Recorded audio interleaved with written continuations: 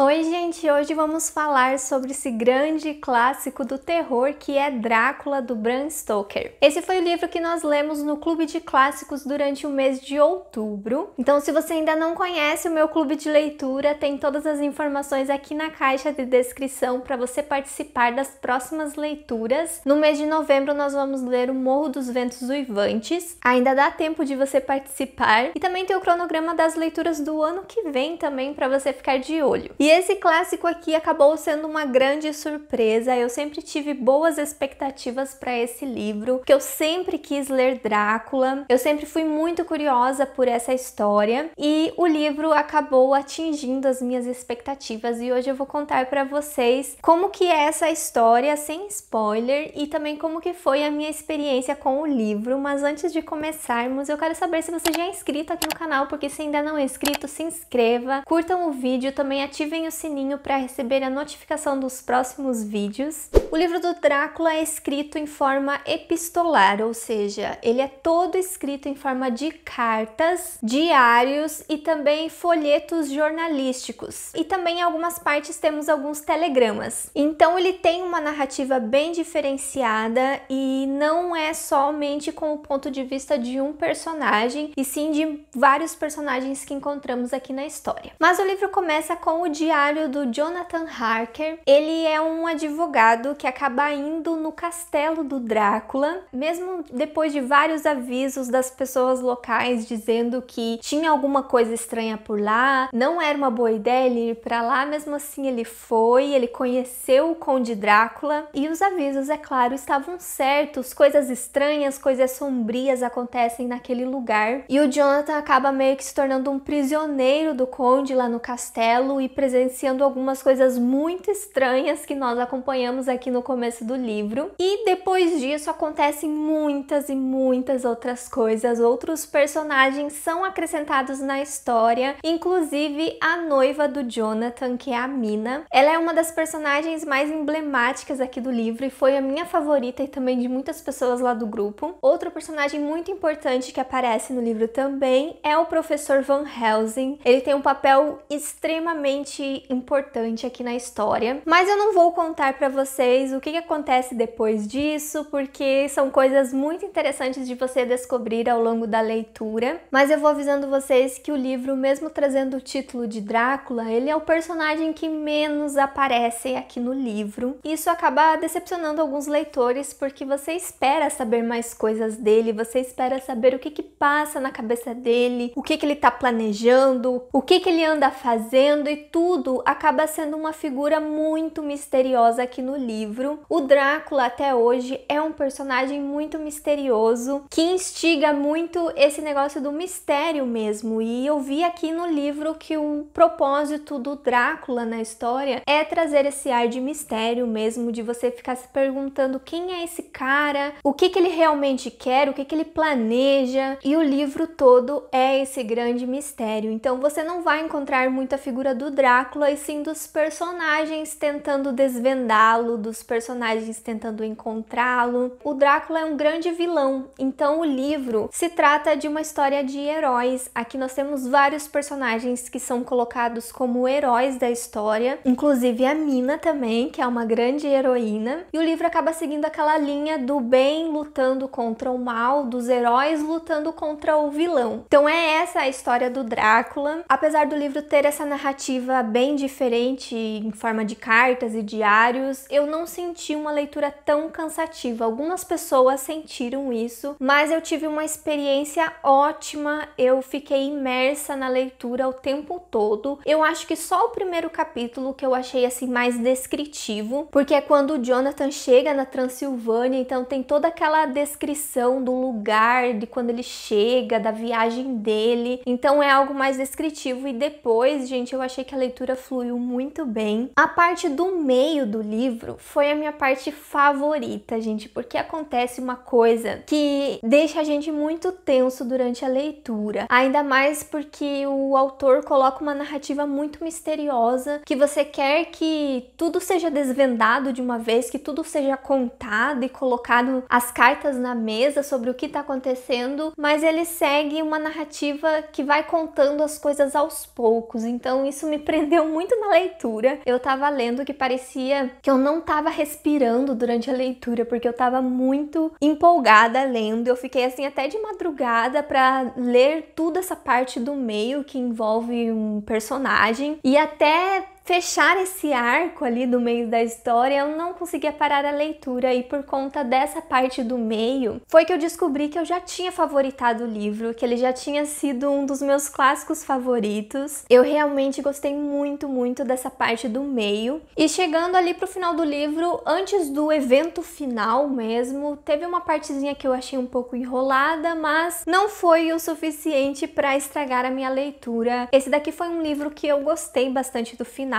Ele acabou me surpreendendo porque eu esperava uma coisa e aconteceu algo que foi bem legal na minha opinião, assim, eu achei o final satisfatório. Muitas pessoas esperavam mais ação, mais coisas surpreendentes no fim, mas eu achei que era muito coeso com o que foi mostrado sobre o Drácula e como que tudo foi resolvido ali no final. Eu achei que estava certo com o que tinha sido mostrado durante a história, então eu acabei gostando bastante do final do livro. Uma coisa que eu achei muito legal de encontrar no livro é que ele fala muito sobre a amizade dos personagens. Nós temos um grande grupo de personagens que acabam se unindo para enfrentar esse vilão, e a amizade que eles acabam criando acaba sendo bem significativa, no qual eles passam a correr grande perigo um pelo outro, arriscando suas vidas para salvar uma pessoa ali do grupo. Eles também acabam criando um grande vínculo de confiança. O personagem do Van Helsing é um personagem muito sábio, ele sabe de muita coisa, então os outros personagens meio que têm que colocar uma confiança em cima dele e acreditar em muitas coisas que ele sabe. Então eu acho que essa confiança que eles têm no personagem acaba sendo bem interessante aqui na história, porque eles meio que vão na fé e confiando nele. Por conta também de tudo que ele acaba fazendo aqui na história, ele acaba ganhando a confiança desses personagens, e eu senti muito que ele era aquele cara mais velho que abraçava o grupo como o pai de todos. Então por isso que eu acabei gostando bastante do personagem do Van Helsing, além, é claro, dele ser muito inteligente também e saber muitas coisas, deixava a história mais interessante. Mas como eu falei pra vocês, a minha personagem favorita foi a Mina, porque ela é uma personagem feminina que é colocada aqui na história em grande destaque. Apesar dos personagens masculinos serem bem machistas, ela continua sendo aquela personagem que faz tudo, que pensa em tudo,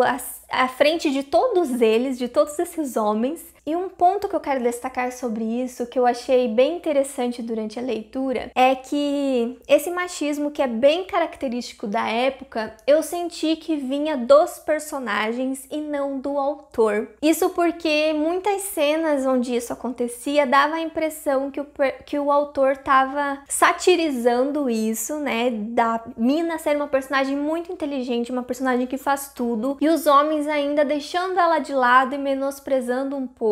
Eu sentia que ele colocava isso de propósito aqui na história para mostrar que não era legal fazer isso. Eu espero que eu tenha tido essa visão certa sobre o autor, ainda mais porque ele colocou uma personagem feminina como grande destaque aqui na história, então eu espero que tenha sido isso mesmo. A gente, no geral, eu acabei gostando muito do livro, tinha muitas características do Drácula que eram desconhecidas para mim, tem muitas coisas que eu sabia, que eu já via em outras adaptações, que eu já tinha visto em outras histórias de vampiros, mas eu acabei me surpreendendo com algumas coisas que eram desconhecidas, alguns dos poderes dele principalmente, porque um vampiro de Bram Stoker tem muitos poderes diferenciados, então foi muito legal de descobrir isso no livro. Ele não foi o primeiro vampiro, já existia a lenda, né, dos vampiros, mas o vampiro de Bram Stoker acabou influenciando muitos outros vampiros que vieram depois, então acabei gostando muito, muito mesmo do livro. Ele acabou sendo meu clássico de terror favorito, antes era Frankenstein, mas eu acho que eu gostei mais do Drácula do que Frankenstein. Eu sei que muitas pessoas vão discordar disso, mas foi a minha experiência com o livro e eu fiquei muito feliz de ter tido essa experiência tão agradável e também numa época muito legal para ler o livro, que foi essa época de Halloween, onde eu tava participando dessa maratona de Halloween. Eu acho que o livro combinou muito. Então eu li o livro no momento certo, ele atingiu as expectativas que eu tinha, sozinha, e também acabou me surpreendendo mais um pouco. E foi uma leitura muito agradável, principalmente aquela parte do meio me prendeu muito, então por isso que eu recomendo muito pra vocês. Deem uma chance ao Drácula, que eu espero que vocês acabem gostando muito do livro como eu gostei.